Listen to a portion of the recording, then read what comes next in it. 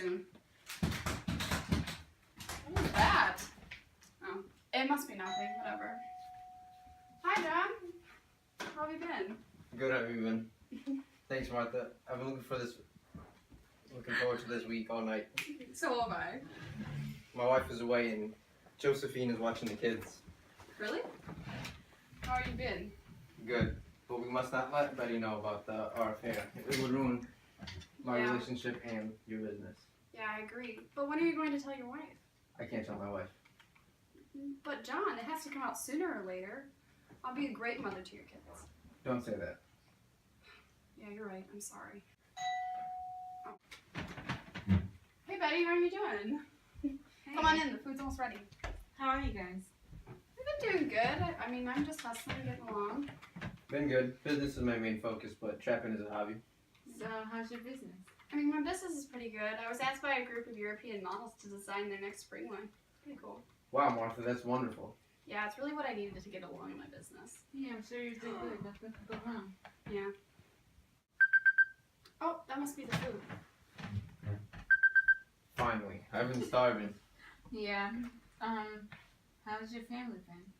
Good, my wife's away on a business trip, and my kids stay at home. They just keep growing. Does your wife know Oh, that you're... here's the food, guys. So how old are your kids now? 5, 7, and 12. Time flies when you're having fun. I'm sure about 3 in school, you have a lot of free time.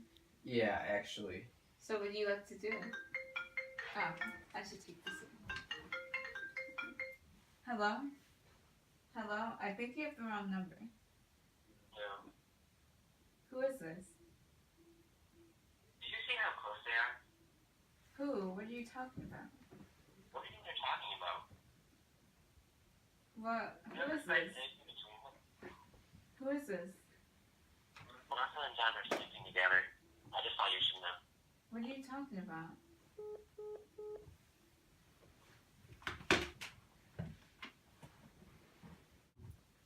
Is everything alright? I'm fine. I just noticed that you guys have been sitting a little close. What do you mean? Since I've gotten here, you guys can't seem to keep your hands off each other. Betty, I can explain. Just stop, Cole. I don't have time for it. No, we can explain. I'm Save serious. it. I know you guys are having an affair. No, we can explain. No. Just don't. But we're not. His wife doesn't know. Neither do his kids. Were you going to tell your kids? I'm not going to tell them. If you won't tell them, I will. I won't listen to this. Betty, don't leave. No, I can't. You're not No. going anywhere. John, you can't hurt anybody. No one has to get hurt over this. I don't want them to. If she tells my wife, Oh, Betty, no! You can't do that. Stop it! What have I done? it was a necessary action. No, it wasn't. I just killed someone. She was in to help my family. Your business, my family be ruined.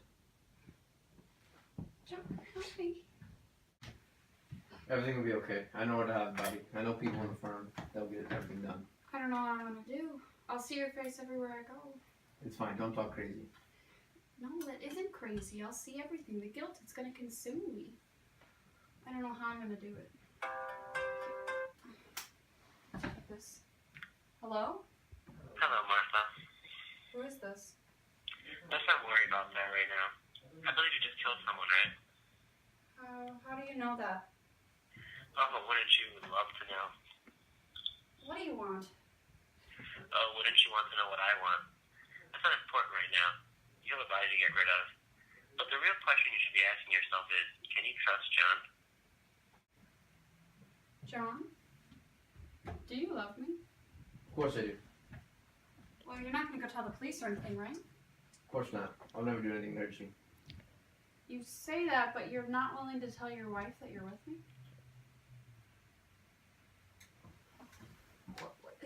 John, you have to tell her sooner or later.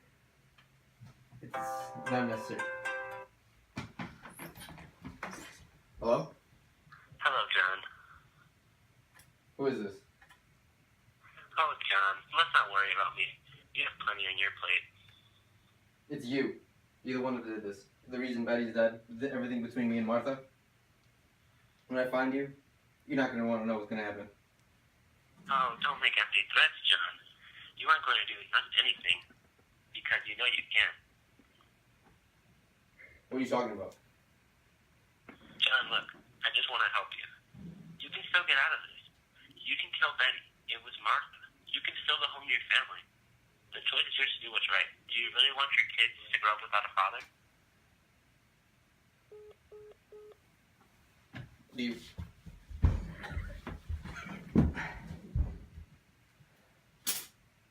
What have I done? What have I done?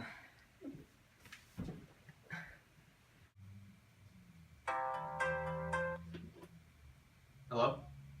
Hello, John. It's you. What have you done? Me? I haven't done anything, my friend. You're the one that pushed everyone to kill themselves. Oh, John, I did nothing. All I did was tell the truth.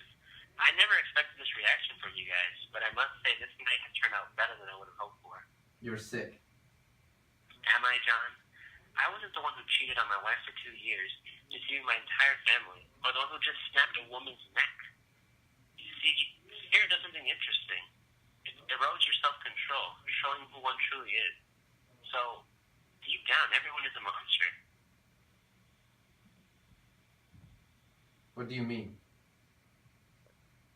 Oh, I don't mean anything at all, John. But before I go, John, you really should consider your options. You just killed a woman that you cheated with on your wife. Eventually, people will ask questions, and it will all lead back to you. Okay. Martha, Betty, all dead.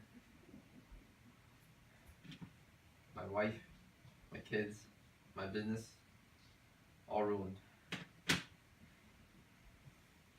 I guess it's gotta be done. It's a necessary action.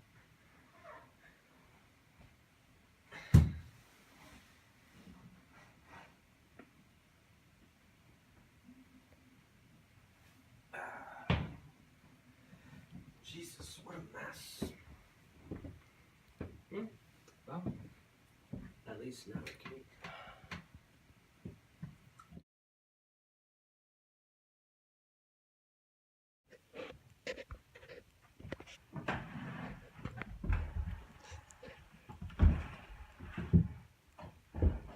Oh my god.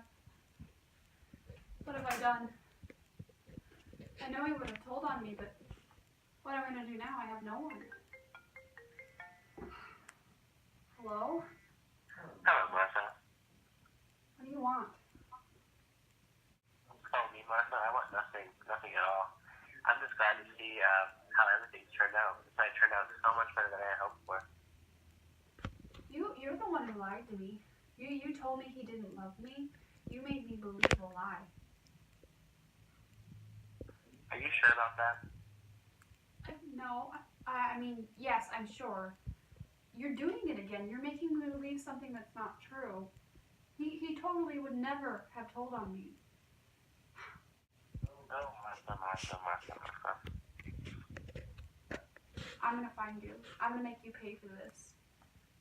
You won't find me. I'm impossible to find. Maybe I can't find you, but I know the cops can.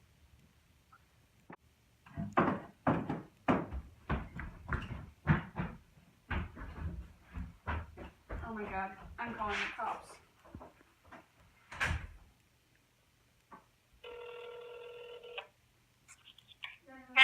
What's your emergency?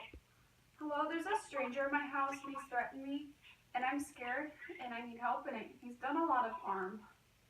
Where are you located? I'm at 654 Sycamore Lane, Aurora, Illinois. Please come quick. Please.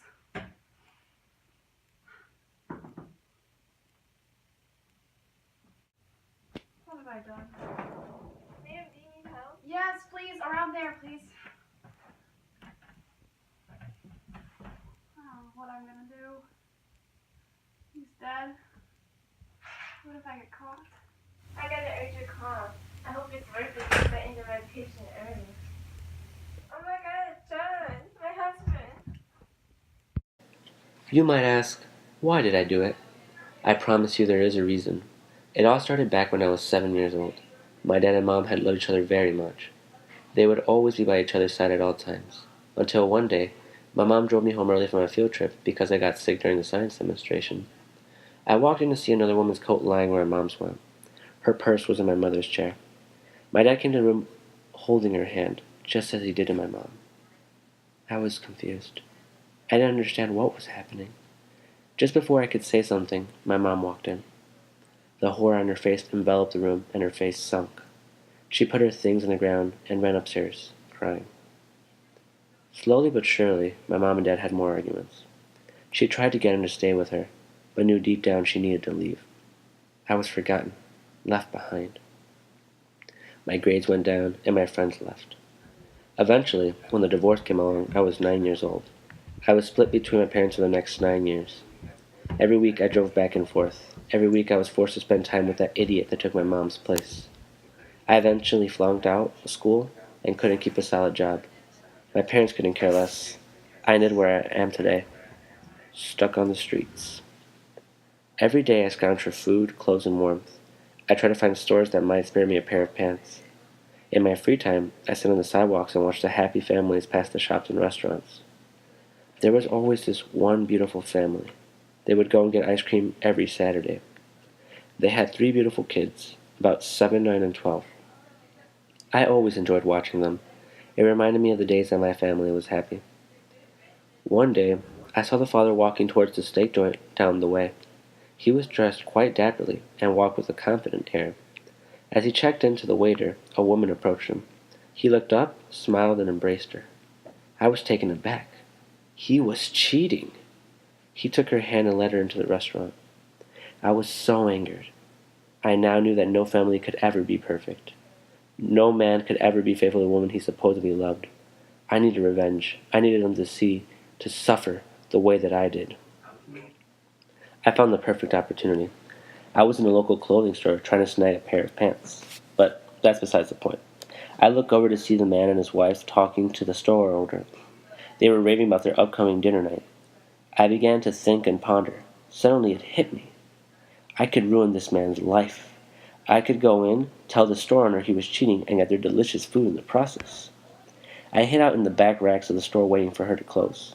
When she left, I went through her phone book, stole the numbers of her and her friends from the agenda under the counter, and then waited until morning.